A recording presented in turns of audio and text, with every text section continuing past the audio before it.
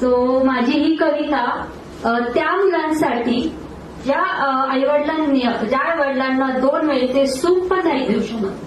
ही कविता त्या मुलांसाठी जे पैसे घर मिळण्याच्या मागे इतके धावतात की ते विसरून जातात की त्यांच्या यशामध्ये त्यांच्या आई वडिलांचा किती मोठा वाटा आहे.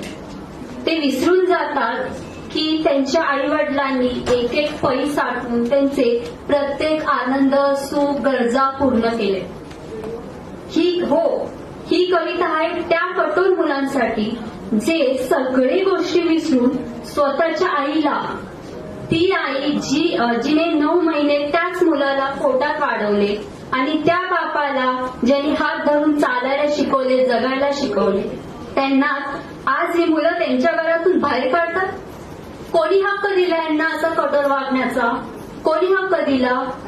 तर असेच काहीचे आई बाबांचे मनोगत मी या कवितेतून सादर करीते. मुलांनो काय हे तुमचे वागणे म्हणायचे, तुमचे मन अगदी दगडाचेच ठरायचे, स्वतःलाही लाज वाटेल असे तुमचे वागणे स्वार्थाचे, आई वडील म्हातारे झाले की वृद्धाश्रमात टाकायचे, हे काय बरे मुलांचे वागणे म्हणायचे. ज्या आई वडिलांनी कष्टाची चीज करून तुम्हाला लहानाचे मोठे केले, स्वतःच्या जीवाचे रान करून तुम्हाला खायला घातले, तुम्ही चांगले वस्त्र घालावेत म्हणून स्वतः फाटके वस्त्र घालून तुम्हाला मात्र नवीन वस्त्र घेतले. एवढे प्रेमळ आई वडील तुम्हाला भेटले.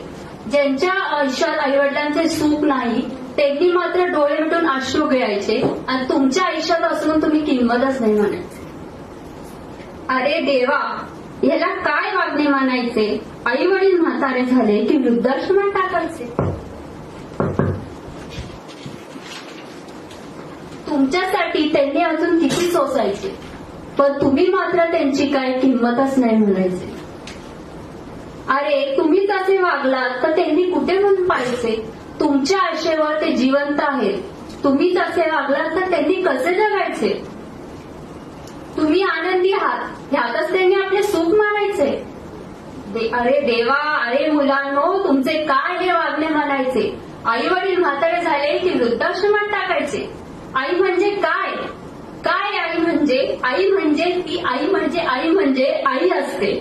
तिने जन्म दिला म्हणून तुम्हाला हे जग दिसते. मनात आनंद, आयुष्यात आनंद आणि चेहऱ्यावर तुमच्या हसू असते. खुशी जरूर तिच्या स्वर्ग लागते. आई म्हणजे आई असते. तिने जन्म दिला म्हणूनच तुम्हाला हे जग दिसते. जेवणाची अन्नपूर्णा ती आई असते. गोडशी माऊली ती आपली सावली बनते.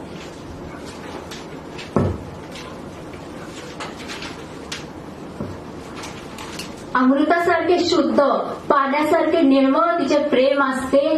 तिच्यासारखे या जगात कोणीच नसते. प्रेमाचा खरा अर्थ ती असते. तिच्यासाठी तर काय म्हणतात, प्रेम म्हणजे प्रेम असते. तिचे आणि आपले सगळे सेम असते. तिचे आपल्यावर, आपले तिच्यावर निकळ आकाशा एवढे प्रेम असते. आई म्हणजे आई असते. जगायला शिकवते, आयुष्याचे खरे अर्थ शिकवते. ती म्हणजे फक्त आणि फक्त आईच असते.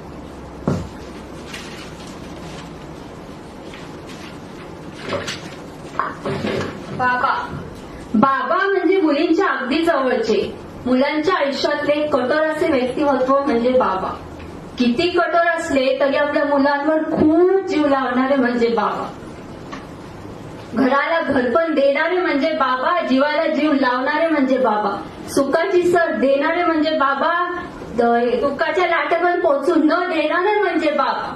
मुलं म्हणजे बापाचं काळीज असतं. स्वतःला ठेच लागली ना तरी चालेल, पण मुलांना लागली तर अश्रू गळेल.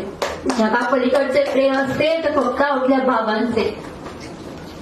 तर आज हा विषय निवडण्याचे कारण असे की आज मला माझ्या आई वडिलांना व माझ्या सासू सासऱ्यांसारख्या आई वडिलांना एक वचन द्यायचे आहे की आई बाबा, तुम्ही जसं आमच्या बालपणी आम्हाला सांभाळलं, फुलासारखं सांभाळलं, आमचा आधार बनला, चालायला शिकवलं, जगायला शिकवलं, आयुष्याचा खरा अर्थ शिकवलं, पण कधी आम्हाला सोडून नाही गेले, तसेच तुमच्या म्हातारपणी मी तुम्हाला कधी एकटं पडू देणार नाही.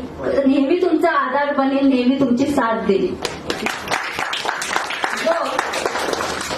माझ्या सासू सासऱ्यांना देखील आज मी एक वचन देते, जशी मी सून म्हणून जेव्हा तुमच्या घरी नवीन आले होते तेव्हा जसं तुम्ही मला सांभाळून घेतलं, मला सावरलं, मला समजून घेतलं, मला सांभाळलं, तसंच तुमच्या म्हातारपणी मी तुम्हाला कधी एकटं पडू देणार नाही. तुमची साथ मी कधी सोडणार नाही. कायम तुमचा आधार बनून तुमच्या साथ राहील. हे एक सुनेचं वचन त्यांच्या सासू सासऱ्यांचं.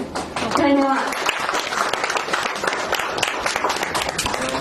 धन्यवाद मॅडम. या ठिकाणी दोन्हीकडचं नातं होतं ते त्यांनी विश्वासाने पुढे टिकवण्याचं सर्वांसमवेत या ठिकाणी वचन दिले आहे.